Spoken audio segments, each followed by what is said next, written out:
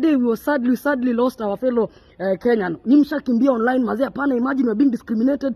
Bro, hadi we've captured the attention of media houses za majuu. Tunaambiwa Kenya mazee sisi ni base fulani tuna discriminate wase. And that's not the case. Tulia watasema hii ndio ili happen ndo mjibonge. And after you find out you are wrong, nobody feels like apologizing. Ni mko tu sawa.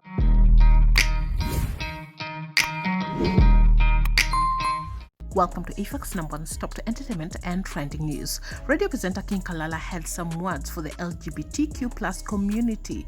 She said during her childhood, while living back in the village, she did not encounter any gay people or hear anyone talk about it. Basically, these pronouns they, them, and also slamming the LGBTQ plus community for being up in arms and saying they were discriminated against when recently gay activist Edwin Chiloba was murdered. Yet that was not the case, and when they knew they were wrong, no one came out to apologize for that.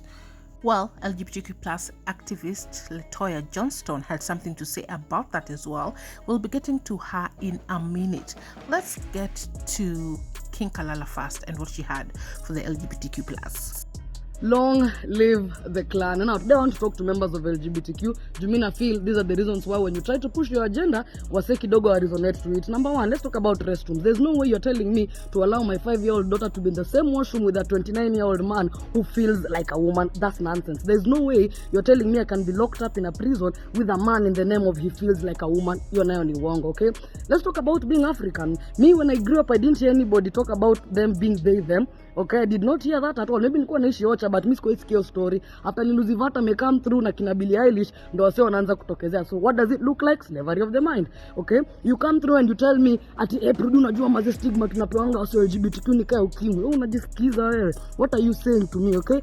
The other day we were sadly lost our fellow Kenyan. Nimshakimbia online maze, hapana, imagine we're being discriminated. Bro, hadi we've captured the attention of media houses za majuu. Tunaambiwa Kenya maze sisi ni base fulani tuna discriminate. And that's not the case. Tulia watasema hii ndio ili happen ndo mjibonge. And after you find out you are wrong, nobody feels like apologizing. Ni mko tu sawa, tunaendelea kuvibe. Nyinyi mnatupea, it doesn't work like that, okay? Last but not least, you know you're a member of LGBTQ, you go to a party and somebody is not, you approach them, they reject you, you label it as stigma. Apana. Now, I don't know what to think about those statements by Kalala. Do you agree with what she said or do you disagree?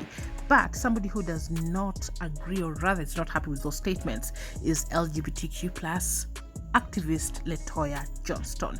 Now, she took to respond to Kalala's statements, putting out, "Dear Kalala, you lack so much information around the LGBTQ community. These statements are derogatory and uncouth. This statement just shows how uncultured, uncouth, and uninformed you are. Stop this passive-aggressive attack on LGBTQ community because you are lucky no one wants to out anyone because some of us are too classy for that shit. You should be sensitive enough to learn what power you have. You are invited for proper education and training about this community that you know nothing about apart from the sex they do and rejection you might have done. Everyone gets rejected irrespective of whether you are straight or a member of the LGBTQ community. I have been in situations where men have called women cheap, ugly, losers, etc.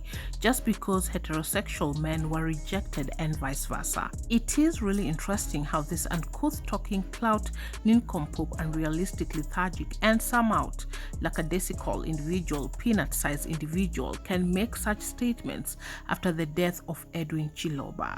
People like you are the ones around the LGBTQ community then make statements that lead to the deaths of our community. Let me be clear here. We are here and we are not going anywhere, darling. We shall fight until we win. You have no idea how resilient we are, woman. We are everywhere like the word of God. Deal with it. When you are ready to learn, come, we educate you. XOXO, toy baby, kill it with love.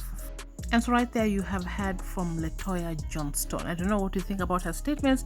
Did she address the things that Kalala had raised, for instance, perhaps the passing of LGBTQ plus activist Edwin Chiloba and how this was labeled as a hate crime, but it ended up being something different because The person who was alleged to have taken his life was actually an ally for the LGBTQ plus community. But anyway, the investigations are still going on, and we just wait for the decision from the court as to who exactly took Edwin Chiloba's life. Anyway, with what is happening right now on social media when it comes to King Kalala's statement, and of course you've heard from Letoya Johnstone what she thinks about those statements, and she feels that they are not right.